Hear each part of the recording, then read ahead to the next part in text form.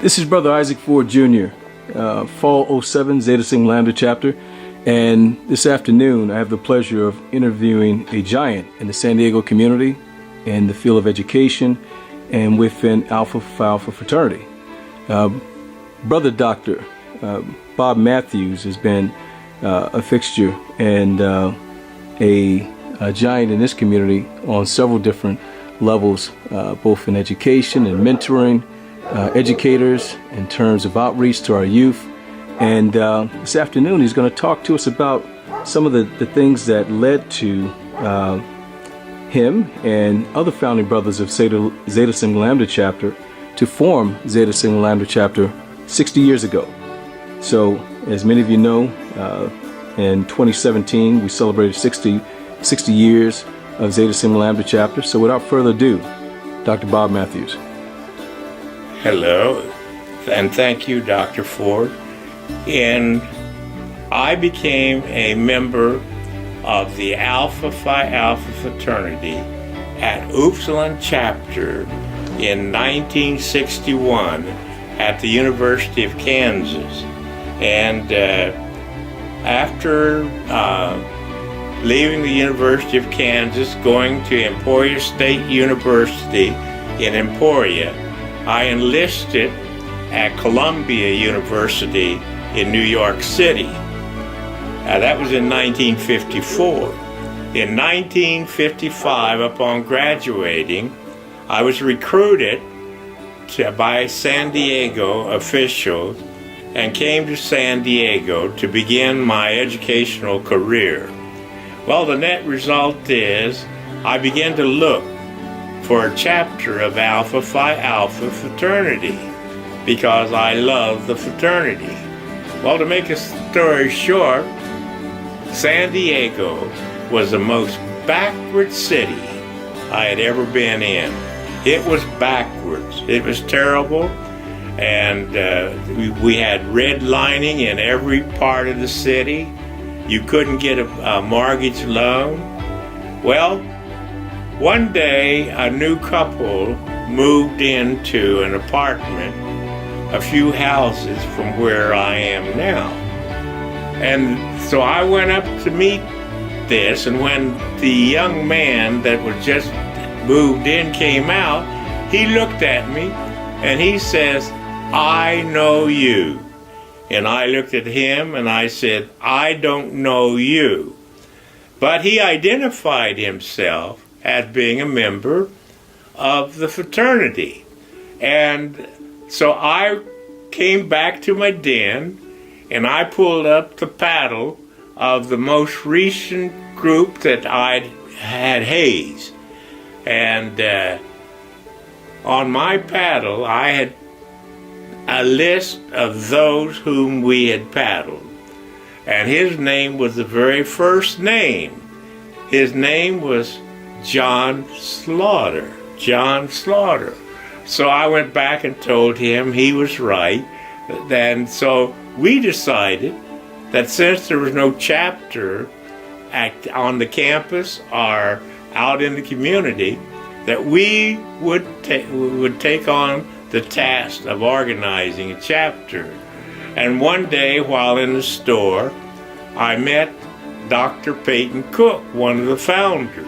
And Dr. Cook and I started chatting, and I issued the Alpha Challenge, and he answered back. And so he became the third person. And we began to search out and began to find alphas, and we finally found enough to set up the chapter. And our chapter became active as a chapter of the fraternity in January of 1957. So you see, we've been in existence for 60 years. Now, I began teaching school successfully here, and in 1979, I was a director of an elementary school. And I had a young lady on the staff by the name of Francine Williams. She now is Dr. Francine Williams. So Dr. Francine Williams pulled one on me. She came to my office and she said, Dr. Matthews, I would like to stage a march through the Knox community. Well, in order to stage that march, she had to have my approval, because with my approval, the youngsters were insured. But what Francine forgot to do, she forgot to tell me she had invited other schools.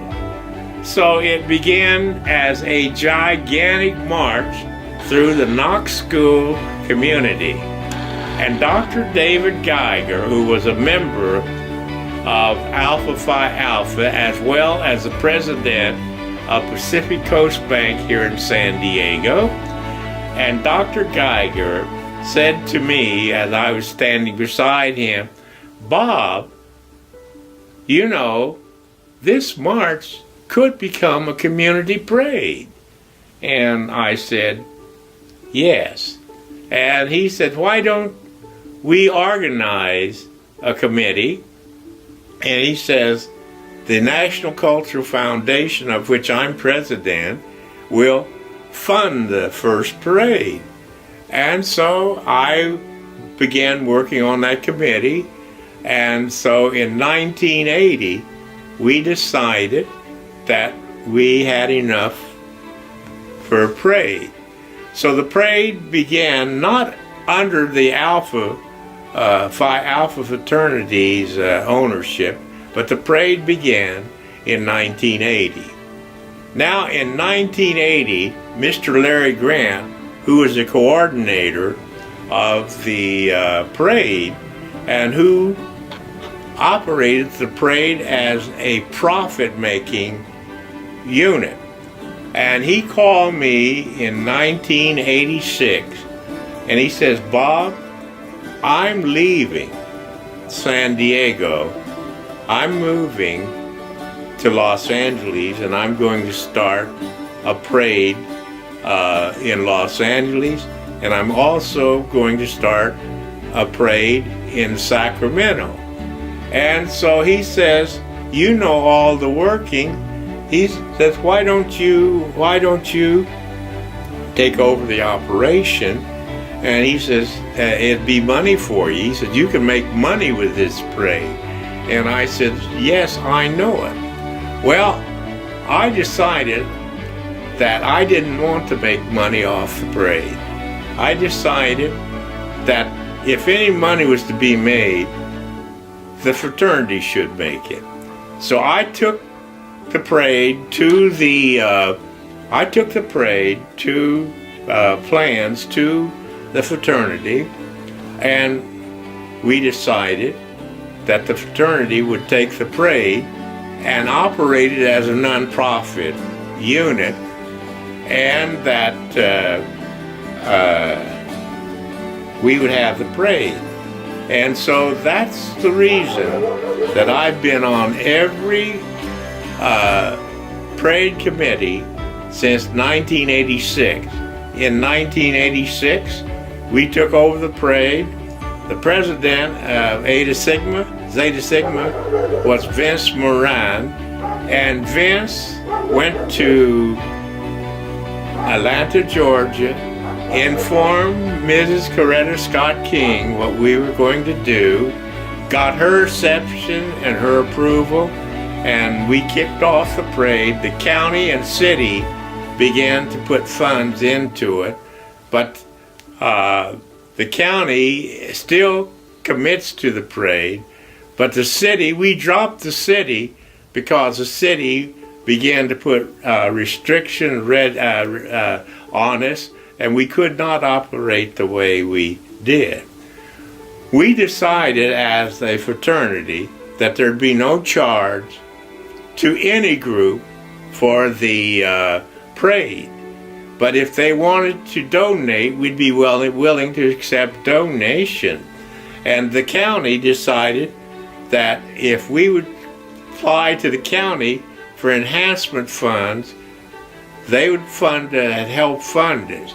So from 1986 to 19 till 2007, we operated primarily with funds from the county board of supervisors. In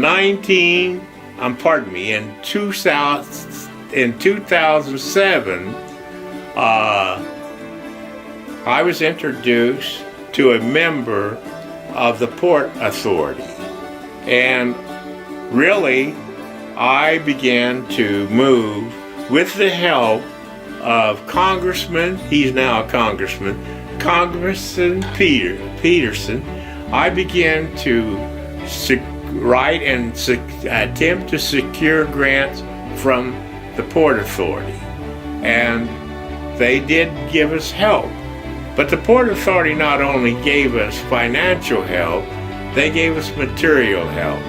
And the city of San Diego allowed us be on an important thoroughfare, not around a small community, but on one of the major highways through San Diego.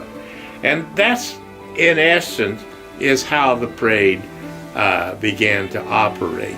This is the first year, 2017, that many of the sponsors of the original group that supported the profit making arena has come and have begun to contribute to the parade.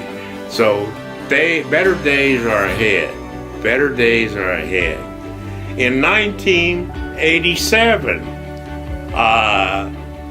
my wife, a friend, and his wife were having lunch together, and my wife mentioned something about the parade, and the wife, this was Mrs. Rufus DeWitt, she says, in Mobile, Alabama, we would have a parade.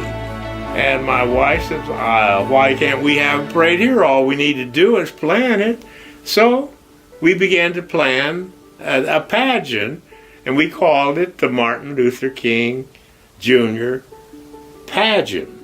And I was active at the Educational Cultural Complex, and we got the Educational Complex to decide to let us have it there. So we had the pageant there, and Cafe del Moros down in Balboa Park let us plan banquet and activities there for 1987. And in 1987, we decided that we wanted a band primarily from an African American school, and so we contacted Texas Southern, and we decided that we would scrape up the money to get Texas Southern band here to San Diego. Well, we didn't realize that it was going to take at least $50,000 or more to transport that band, and so we began to seek money from each other, not from sponsors. But lo and behold,